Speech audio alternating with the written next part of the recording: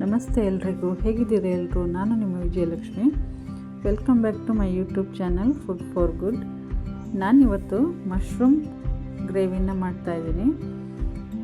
ಇದನ್ನು ಹೇಗೆ ಮಾಡೋದು ಅಂತ ನೋಡ್ಕೊಂಬರೋಣ. ಅದಕ್ಕೂ ಮೊದಲು ನಮ್ಮ ಚಾನಲ್ನ ಸಬ್ಸ್ಕ್ರೈಬ್ ಮಾಡದೆ ನೋಡ್ತಾ ಇದ್ದೀರಿ ಅಂತಾದರೆ ಈ ಕೂಡಲೇ ಸಬ್ಸ್ಕ್ರೈಬ್ ಮಾಡ್ಕೊಳ್ಳಿ. ಅದೇ ರೀತಿ ಪಕ್ಕದಲ್ಲೇ ಬರೋವಂಥ ಬೆಲ್ಲೈಕನ್ನು ಕ್ಲಿಕ್ ಮಾಡಿ. ನಾನು ಮಶ್ರೂಮ್ ಗ್ರೇವಿಗೋಸ್ಕರ 1/4 kg ಬಟನ್ ಮಶ್ರೂಮ್ನ ತೊಗೊಂಡಿದ್ದೀನಿ. ಇದನ್ನು ಒಂದು ಪಾತ್ರೆಗೆ ಹಾಕ್ಕೊಂಡು ನೀರು ಹಾಕಿ ಒಂದು 10 ನಿಮಿಷ ಹಾಗೆ ನೆನೆಸಿಡ್ತೀನಿ. ಯಾಕಂದರೆ ಅದರಲ್ಲಿ ಸ್ವಲ್ಪ ಮಣ್ಣು ಅದು ಇದು ಗಲೀಜಿರುತ್ತೆ. ಅದಕ್ಕೋಸ್ಕರ ಸ್ವಲ್ಪ ನೆಂದರೆ ಎಲ್ಲ ಚೆನ್ನಾಗಿ ಬಿಟ್ಕೊಳ್ಳುತ್ತೆ ಅಂತ. ನೋಡಿ, ಇವಾಗ 10 ನಿಮಿಷ ಆಗಿದೆ. ಇವಾಗ ಇದನ್ನು ಕ್ಲೀನಾಗಿ ವಾಶ್ ಮಾಡ್ಕೊಳ್ತಾ ಇದ್ದೀನಿ. ಅದ್ರ ಮೇಲ್ಗಡೆ ಒಂದೇ ಒಂದು ಲೇಯರ್ ತೆಕ್ಕೊಳ್ತಾ ಇದ್ದೀನಿ. ಅಲ್ಲಿ ನೋಡಿ, ಮೇಲ್ಗಡೆದು ಒಂದು ಲೇಯರ್ನ ತೆಳು ಇರುತ್ತೆ, ಆ ಲೇಯರ್ನ ತೆಕ್ಕೊಳ್ತಾ ಇದ್ದೀನಿ. ಈ ಮಶ್ರೂಮ್ ಗ್ರೇವಿ ತುಂಬಾ ಚೆನ್ನಾಗಿರುತ್ತೆ. ನಿಮಗೆ ರೈಸ್ ಜೊತೆ, ದೋಸೆ ಜೊತೆ, ಚಪಾತಿ ಜೊತೆ, ಪ್ರತಿಯೊಂದು ಜೊತೆನೂ ತುಂಬಾ ಒಳ್ಳೆ ಕಾಂಬಿನೇಷನ್ನು, ತುಂಬ ಟೇಸ್ಟಿಯಾಗಿರುತ್ತೆ. ನೋಡಿ, ಇವಾಗ ನಾನು ಇದನ್ನು ಎಲ್ಲ ವಾಶ್ ಮಾಡ್ಕೊಂಡಾಯಿತು. ಇವಾಗ ಕಟ್ ಮಾಡ್ಕೊಳ್ತಾ ಇದ್ದೀನಿ. ಒಂದನ್ನು 4 ಭಾಗ ಮಾಡ್ಕೊಳ್ತಾ ಇದ್ದೀನಿ. ಚಿಕ್ಕದಾದರೆ 4, ಸ್ವಲ್ಪ ದೊಡ್ಡದಾದರೆ 6 ಭಾಗನೂ ಮಾಡ್ಕೊಳ್ಬೋದು. ನೋಡಿ, ಈ ಥರ ಪ್ರತಿಯೊಂದನ್ನು ಕಟ್ ಮಾಡ್ಕೊಳ್ತಾ ಇದ್ದೀನಿ. ಈ ಮಶ್ರೂಮ್ ಗ್ರೇವಿ ಅಂತೂ ನಮ್ಮ ಮನೇಲಿ ಪ್ರತಿಯೊಬ್ಬರು ಇಷ್ಟಪಟ್ಟು ತಿಂತಾರೆ. ತುಂಬಾ ಚೆನ್ನಾಗಿರುತ್ತೆ. ನೋಡಿ, ಇಷ್ಟು ಚಿಕ್ಕ ಪೀಸಾಗಿ ಎಲ್ಲದನ್ನು ಕಟ್ ಮಾಡಿಟ್ಕೊಂಡಿದ್ದೀನಿ. ನೋಡಿ, ಇಷ್ಟು ಕ್ಲೀನಾಗಿ ವಾಶ್ ಮಾಡ್ಕೊಂಡಿದ್ದೀನಿ. ಇವಾಗ ಒಂದು ದೊಡ್ಡ ಗಡ್ಡೆ ಈರುಳ್ಳಿನ ಕಟ್ ಮಾಡ್ಕೊಂಡಾದಮೇಲೆ ಈ ಥರ ಎಲ್ಲದನ್ನು ಬಿಡಿಸಿಟ್ಕೊಳ್ತಾ ಇದ್ದೀನಿ. ಇದು ಫ್ರೈ ಮಾಡ್ಕೊಳ್ಳೋಕ್ಕೆ. ಹಾಗೆ ಅರ್ಧ ತೆಂಗಿನಕಾಯಿನೂ ತೊಗೊಂಡು ಅದನ್ನು ತುರಿದಿಟ್ಕೊಳ್ತಾ ಇದ್ದೀನಿ. ಇವಾಗ ಒಂದು ಮಿಕ್ಸಿ ಜಾರ್ ತೊಗೊಂಡು ಅರ್ಧ ತೆಂಗಿನಕಾಯಿ ತುರಿದಿಟ್ಕೊಂಡಿರೋದನ್ನು ಹಾಕ್ಕೊಳ್ತಾ ಇದ್ದೀನಿ. ಹಾಗೆ ನಾನು ಮನೆಯಲ್ಲೇ ಮಾಡಿಟ್ಕೊಂಡಿರೋಂತಹ ಸಾಂಬಾರು ಪುಡಿನ 3 ಸ್ಪೂನು ಹಾಕ್ಕೊಳ್ತಾ ಇದ್ದೀನಿ.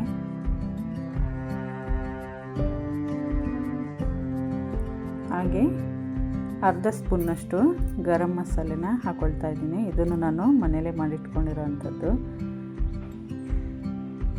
ಹಾಗೆ ಒಂದು ಅರ್ಧ ನಿಂಬೆಹಣ್ಣು ಗಾತ್ರದಷ್ಟು ಹುಣಸೆಹಣ್ಣನ್ನು ಹಾಕ್ಕೊಂಡು ಅರ್ಧ ಗ್ಲಾಸ್ನಷ್ಟು ನೀರು ಹಾಕಿ ಇವಾಗ ರುಬ್ಕೊಂಬರೋಣ. ನೋಡಿ, ರುಬ್ಕೊಂಬಂದೆ. ಇಷ್ಟು ನುಣ್ಣಗೆ ರುಬ್ಬಬೇಕು. ಇವಾಗ ಒಂದು ಸ್ಟವ್ ಆನ್ ಮಾಡಿಕೊಂಡು ಒಂದು ಬಾಣಲಿನ ಇಟ್ಕೊಳ್ತಾ ಇದ್ದೀನಿ. ಇದಕ್ಕೆ 3 ಸ್ಪೂನ್ನಷ್ಟು ಕೊಬ್ಬರಿ ಎಣ್ಣೆನ ಹಾಕ್ಕೊಳ್ತಾ ಇದ್ದೀನಿ. ಬಿಸಿ ಆದಮೇಲೆ ಅರ್ಧ ಸ್ಪೂನ್ನಷ್ಟು ಸಾಸಿವೆನ ಹಾಕ್ಕೊಂಡು 5 ರಿಂದ 10 ಕರಿಬೇವಿನ ಎಲೆನ ಹಾಕ್ಕೊಳ್ತಾ ಇದ್ದೀನಿ. ಇವಾಗ ಒಂದು 5 ರಿಂದ 6 ಬೆಳ್ಳುಳ್ಳಿನ ಜಜ್ಜಿಬಿಟ್ಟು ಹಾಕ್ಕೊಳ್ತಾ ಇದ್ದೀನಿ. ಇದು ಚೆನ್ನಾಗಿ ಫ್ರೈ ಮಾಡ್ಕೊಳ್ಳೋಣ. 2 ನಿಮಿಷ ಉರಿನ ಸಿಮ್ಮಲ್ಲಿ ಇಟ್ಕೊಂಡು ಫ್ರೈ ಮಾಡ್ಕೊಳ್ತಾ ಇದ್ದೀನಿ.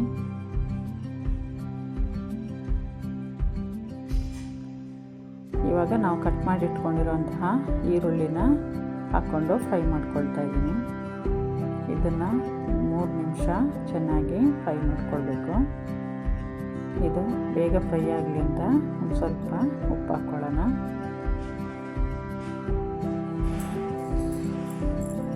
ನೋಡಿ, ಇಷ್ಟು ಫ್ರೈ ಆದರೆ ಸಾಕು. 3 ನಿಮಿಷ ಫ್ರೈ ಆಗಿದೆ. ಇವಾಗ ನಾವು ಕಟ್ ಮಾಡಿ ಇಟ್ಕೊಂಡಿರೋಂತಹ ಮಶ್ರೂಮ್ನ ಹಾಕ್ಕೊಳ್ತಾ ಇದ್ದೀನಿ. ಹಾಕ್ಕೊಂಡು ಎಣ್ಣೆಲೆ ಈರುಳ್ಳಿ ಜೊತೆ ಇದನ್ನು ಫ್ರೈ ಮಾಡ್ಕೊಳ್ಬೇಕು. ನೀರು ಹಾಕಬಾರ್ದು.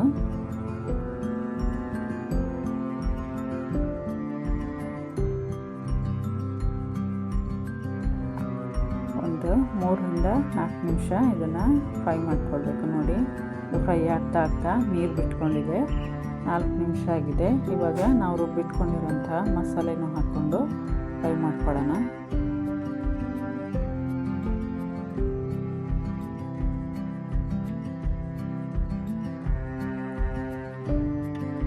ತೆಂಗಿನಕಾಯಿ ಬೇಕಿದ್ರೆ ಸ್ವಲ್ಪ ಕಡಿಮೆನೇ ಹಾಕ್ಕೊಡ್ಬೋದು ನೀವು. ನಮಗೆ ಗ್ರೇವಿ ಜಾಸ್ತಿ ಬೇಕು ಅಂತ ನಾನು ಅರ್ಧ ತೆಂಗಿನಕಾಯಿನ ಹಾಕ್ಕೊಂಡಿದ್ದೀನಿ. ಇವಾಗ ನಾನು ಈ ಕಡೆ ಕುಕ್ಕರಲ್ಲಿ 1-2 ಹಿಡಿಯಷ್ಟು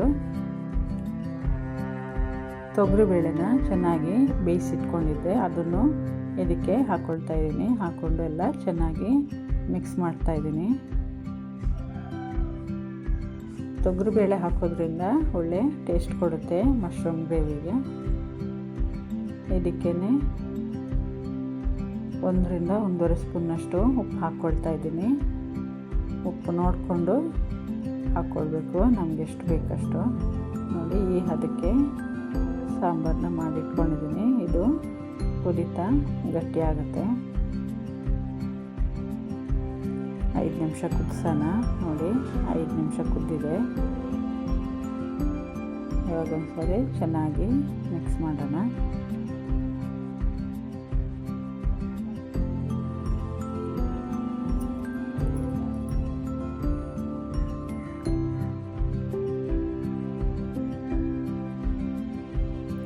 ಚೆನ್ನಾಗಿ ಕುದೀತಾ ಇದೆ ನೋಡಿ.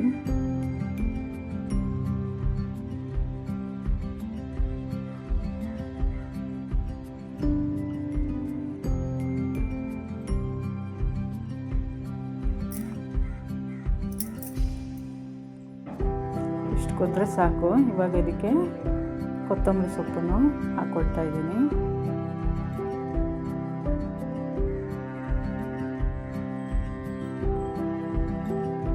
ಬಿಸಿಯಾಗಿರುವಂತಹ ಮಶ್ರೂಮ್ ಗ್ರೇವಿ ರೆಡಿಯಾಗಿದೆ.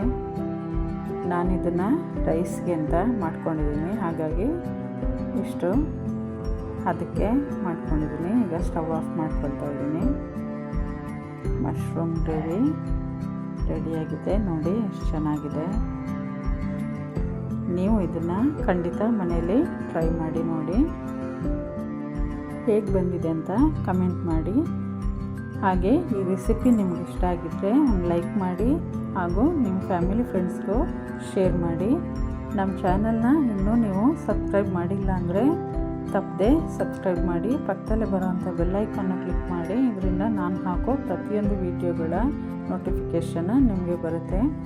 ಇನ್ನೊಂದು ಹೊಸ ರೆಸಿಪಿ ಜೊತೆ ಮುಂದಿನ ವಿಡಿಯೋದಲ್ಲಿ ಸಿಗೋಣ. Thank you.